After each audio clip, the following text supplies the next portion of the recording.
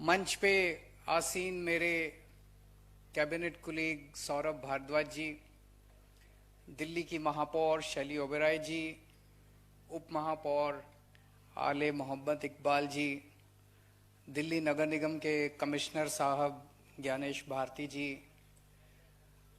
हमारे नेता सदन मुकेश गोयल जी, यहाँ पे मौजूद सभी नगर निगम के अधिकारीगण, सभी कर्मचारी, सभी काउंसलर्स और यहाँ आए हुए सभी भाइयों बहनों माताओं बुजुर्गों, सब लोगों को मेरा नमस्कार, सबको मेरा प्रणाम।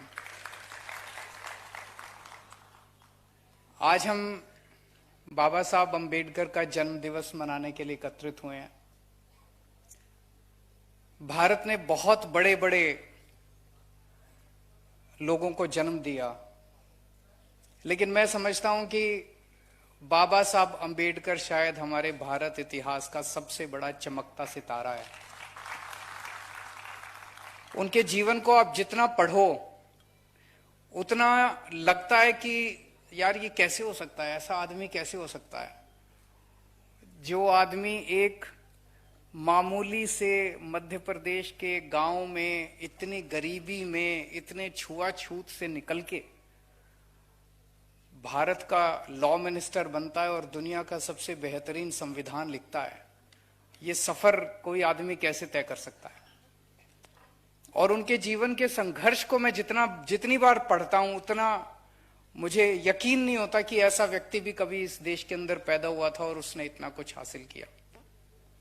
एक गरीब परिवार में पैदा हुए, बहुत गरीब था उनका परिवार, घर में खाने को नहीं थे, कई बहन भाई थे और छुआछूत इतनी ज्यादा थी उन दिनों में कि स्कूल में जाते थे अपना टाट लेके क्लास के बाहर बिठा दिया जाता था,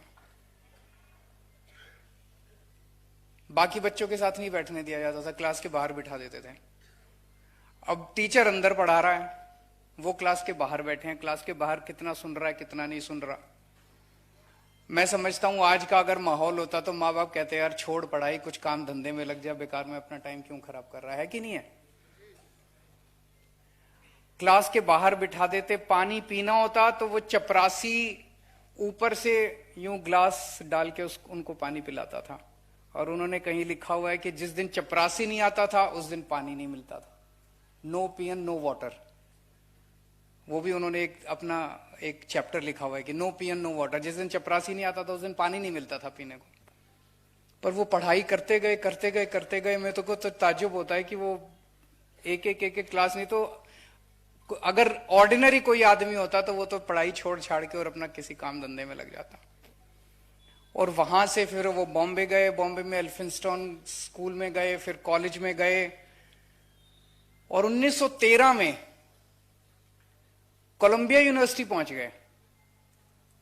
कोलंबिया यूनिवर्सिटी, मुझे नहीं पता अभी इस हॉल के अंदर कितने लोगों को पता है कि अमेरिका के अंदर एक बहुत बड़ी यूनिवर्सिटी है कोलंबिया यूनिवर्सिटी। आज के जमाने में तो इंटरनेट है, आप अभी गूगल मारोगे तो आपको पता चल जाएगा कि कोई कोलंबिया यूनिवर्सिटी भी है। उस जमाने में 1913 में मध्य प्रदेश के छोटे से गांव के गरीब लड़के को पता कैसे चला कि कोई कोलंबिया यूनिवर्सिटी है? उनको फॉर्म कहां से मिला? मैं तो यही ताज्जुब करता हूं, उनको फॉर्म किसने दे दिया?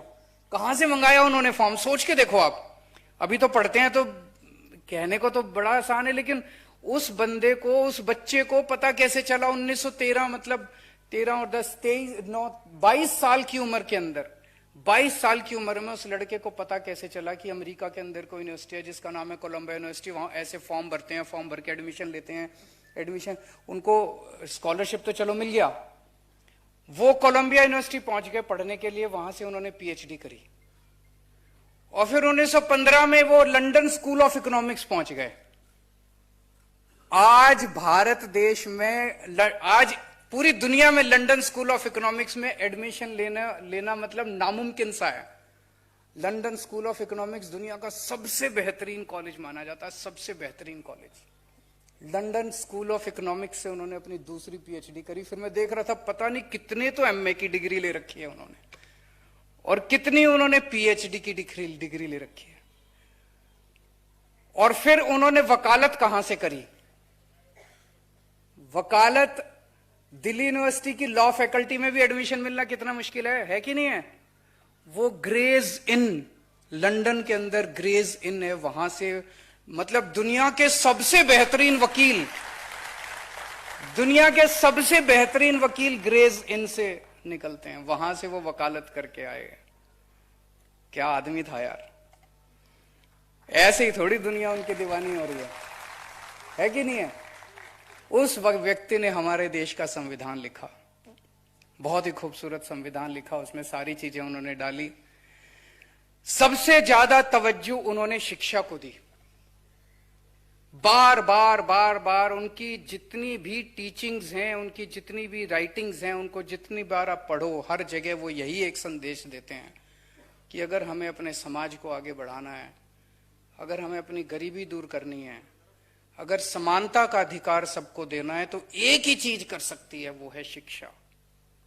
अगर हमने अपने बच्चों को सबको शिक्षित कर दिया, तभी गरीबी दूर हो सकती है, तभी सबको समानता का अधिकार मिल सकता है। नहीं तो बातें तो बहुत कर सकते हैं लोग, बातें बहुत होती हैं, लेकिन असली शिक्षा ये। और जब से मैं राजनीति में आया हूं, दिल्ली के अंदर हमने सरकार संभाली है, ये चीज मैंने भी महसूस करी है कि शिक्षा किसी भी परिवार को पूरी तरह से बदलने के लिए कितना बड़ा रोल अदा करती है। हमारे पास दिल्ली सरकार में इतने उदाहरण हैं। दिल्ली सरकार के सरकारी स्कूलों का पहले बहुत बुरा हाल था, बहुत ज्यादा। राजनीति में आने के पहले मैं एनजीओ चलाया करता था, सुंदर नगरी की झुग्गियों के अंदर हम लोग काम किया करते थे, मैं और मनीष सिसोदिया जी। वहां हम देखते थे सरकारी स्कूलों का इतना ज्यादा बुरा हाल होता था। एक गरीब आदमी अपने बच्चे को भेजता था, साल 2 साल भेजने के बाद देखता था यार पढ़ाई लिखाई तो कुछ है नहीं, टाइम बर्बाद कर रहा है, उसको कहता था धंधे में लग जा, कभी चाय की दुकान पे लग जा, कभी कहीं लग जा, कभी कहीं लग जा, कोई इधर उधर धंधे पे लगा देते थे अपने बच्चों को। लेकिन अब शिक्षा की पूरा का पूरा दिल्ली सरकार के स्कूलों में शिक्षा का स्तर सुधरा है। अब दिल्ली सरकार के स्कूलों के बच्चों को जब हम देखते हैं, कोई बच्चा इंजीनियर बन रहा है, जैसे एक बच्चा है उसके पिताजी प्लम्बर हैं, 12,000 रुपए महीना कमाते हैं उसके पिताजी। उनका बेटा आईआईटी रुड़की में कंप्यूटर इंजीनियर में उसका दाखिला हो गया। आईआईटी रुड़की में कंप्यूटर इंजीनियरिंग में अगर उसका दाखिला हो गया, जब वो बच्चा 4 साल के बाद अपनी इंजीनियरिंग करके निकलेगा, उसकी स्टार्टिंग तनख्वाह 3 लाख रुपए महीना होगी।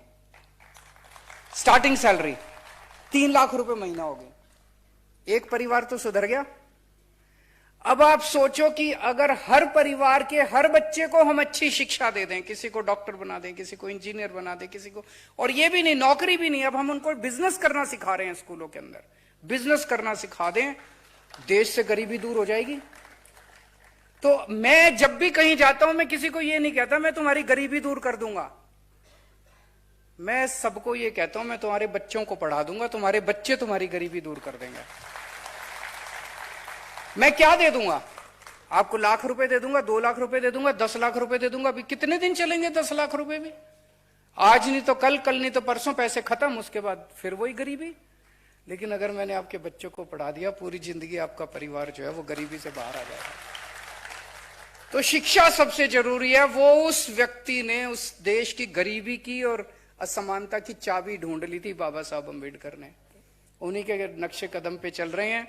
पहले दिल्ली सरकार के स्कूल ठीक करे, अब दिल्ली के लोगों का प्यार था, विश्वास था कि उन्होंने हमें नगर निगम की भी जिम्मेदारी दी है।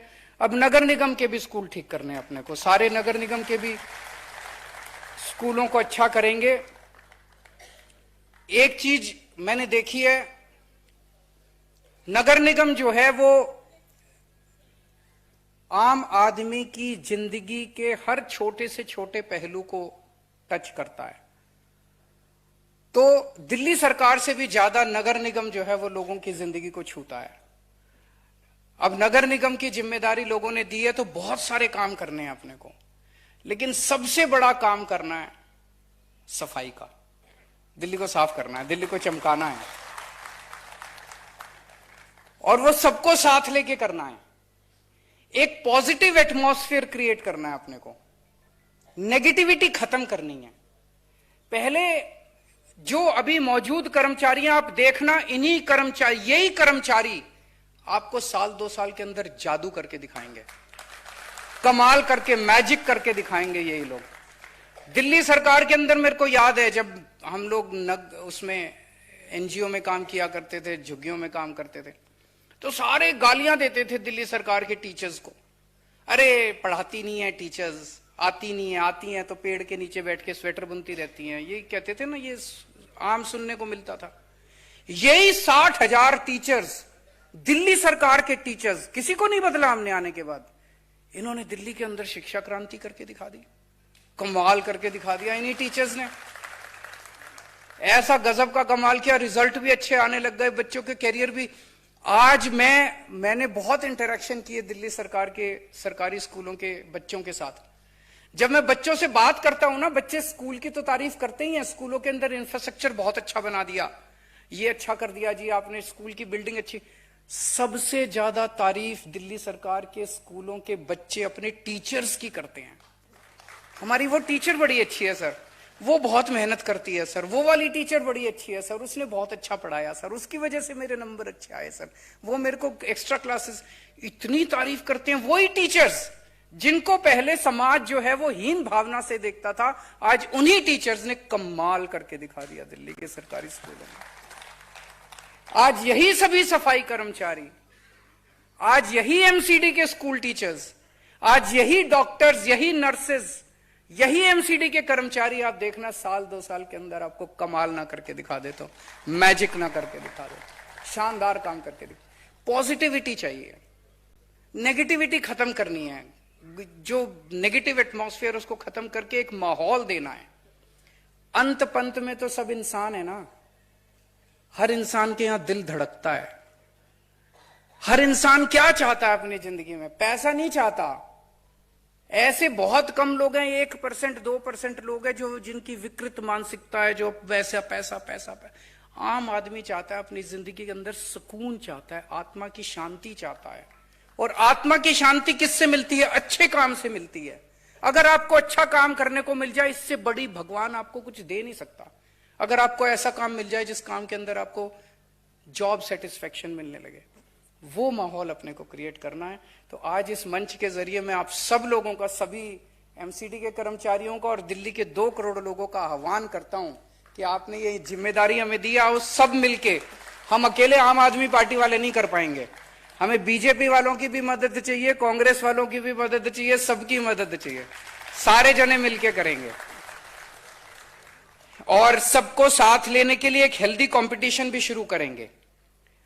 सौरभ भारद्वाज जी ने मुझे प्रस्ताव भेजा है कि हमें साल में एक मॉडल आरडब्ल्यू अवार्ड स्थापित करना चाहिए। जो आरडब्ल्यू अच्छा काम कर रही हैं, सारी आरडब्ल्यूएस के बीच में कंपटीशन कराया जाए और एक मॉडल आरडब्ल्यू, एक बेस्ट पार्क का अवार्ड होना चाहिए। जो पार्क सबसे अच्छा, जो मेंटेन सबसे अच्छा, वो उसका पार्क का अवार्ड। बेस्ट सफाई कर्मचारी का अवार्ड, हर वार्ड में, अलग अलग वार्ड में, हर वार्ड में एक बेस्ट सफाई कर्मचारी, एक बेस्ट सैनिटरी इंस्पेक्टर और एक बेस्ट एएसआई का अवार्ड होना चाहिए।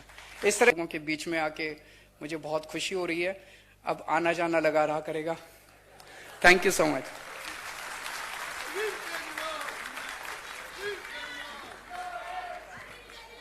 एक बार जोरदार तालियां।